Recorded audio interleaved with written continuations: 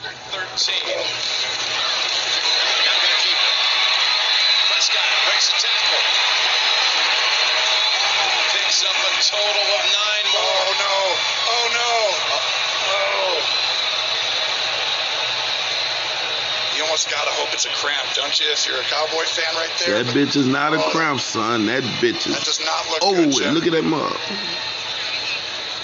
Oh, no. And look at Gallup reacting and Dalton that boy say he hope it's a cramp. A cramp. That bitch crook sideways, dick. Oh. Watch this boy shit. Watch this boy. Ooh, look at that boy. Oh, my goodness. Oh, my goodness. That bitch broke. See twice. Oh, my.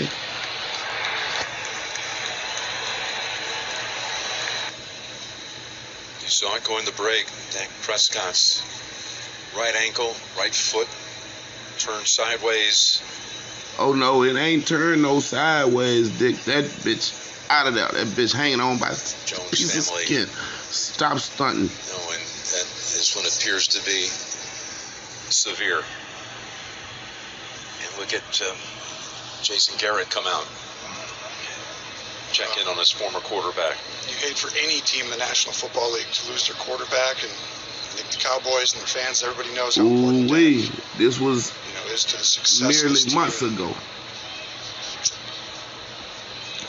We hope he's... Somebody tell me when football season start. I don't too much keep up with this. When football season start. Because this was a hell of an injury just a few months ago, Dick. I wish him well, Jim.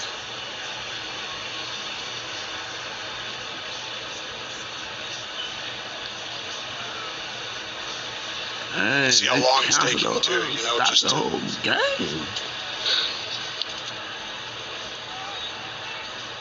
Put him on the cart. He's a great kid, and I know a lot of people love him in the organization. I've been around him. He's a great leader for that football team. So what's going on? What they gonna do?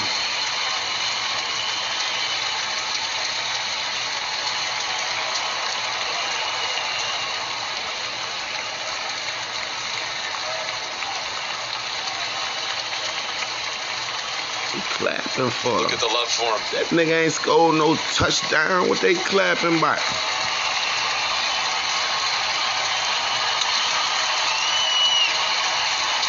think it's, you can tell by his face, he knows that it's not something small. Not something small. Did you hear the commentator? It's not something small. Wipe your tears, big man. You did your thing, you did. Wipe your tears, Dick. Kid right there's never missed a start, Jim, his entire career.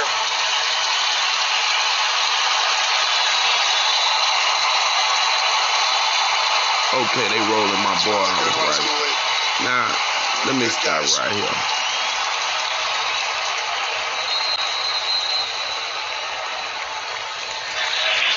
Somehow you got to get back to a football game. Valued with this long-term contract? I don't think so. I think that it's a situation where look where he is. You're Jerry Jones. You waited. You are what the market says you are. And in this particular instance, it's the year 2021.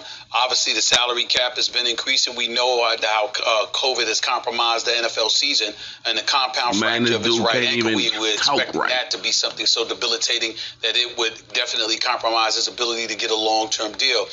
But Jerry Jones finally came to his senses and paid the guy, as far as I'm concerned, what he worth. I was along a range of like $38 million or whatever, but at this point in time, and everybody else was around. What does it matter when you consider the television contracts that are coming down the pipe? How the salary cap is expected to elevate and soar in the years to come. It pans itself out.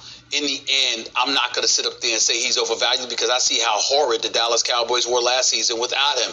Andy Dalton wasn't the answer. That offensive line wasn't the answer. Ezekiel Elliott wasn't the same. Amari Cooper, Michael Gallup, C.D. Lamb, even though he was a rookie, none of them looked as good as they looked when Dax Prescott was in the game, was playing for them for the first 4.5 games of last season. Mike McCarthy didn't look as good as a coach. Kellen Moore didn't look as good as an offensive coordinator.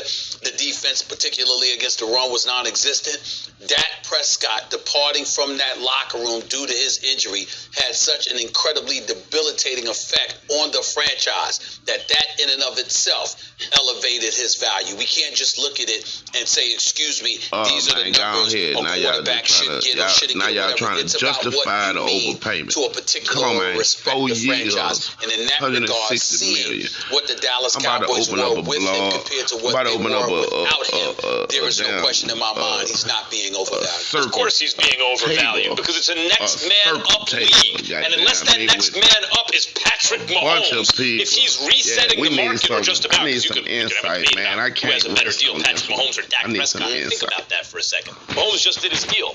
Unless you're the best guy in the league or one of the top 2 or 3, you're going to be overpaid. And Stephen A., when you say the market, you are what the market says you are, that's an unrestrained market.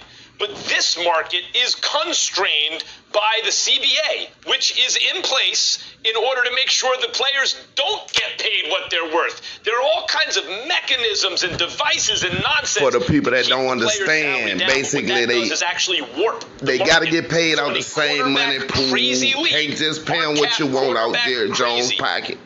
With a franchise tag. Right? The franchise tag's there to give the team control, but also the players some flexibility, at least some money if the team won't, pay him long term. The franchise tag, which counts all against the cap that year, and it's the average of the top 5 salaries, is paying Dak this year, all in this year it would have paid him, as though he's a top 5 quarterback. But actually the average of their salaries, not just like the 5th best one, but he's not. He's not the 5th best quarterback. He's not in the top 5 anywhere. Man, he's not in the top 5 anywhere. You gotta be kidding me. 160 million.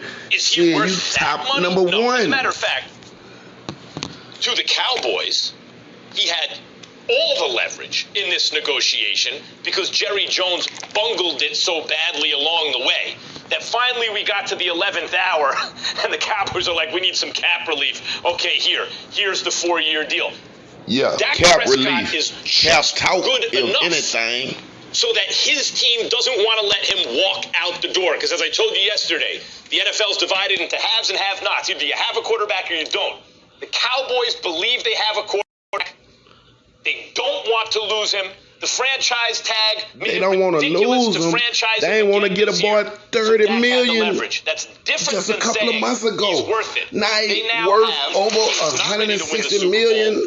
4-year contract. Come on, man, something ain't right. Talk to and me. the team needs to be much better. Okay, let's go down the list, Max Kellerman, because you sit up there and you talk about next man up. Who's the next man? Patrick Mahomes ain't going anywhere. Lamar Jackson's 24 years old. He's in Baltimore. He ain't going anywhere.